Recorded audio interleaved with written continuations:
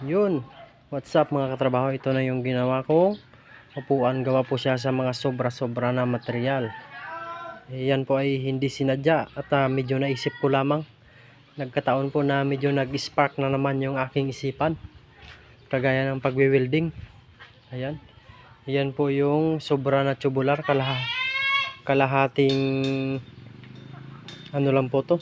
Kalahati ng tubular na isang haba. Kalahati lang po niyan. Ayan.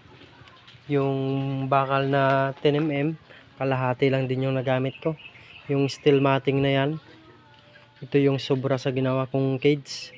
Pinagkasya ko lamang po dito sa kanyang, ayan, kung napapansin niyo itong gilid at saka itong gilid, yan po yung kinuhanan ko ng sukat. Ayan. At saka itong pinakadulo hanggang dito rin sa isang dulo. Ayan.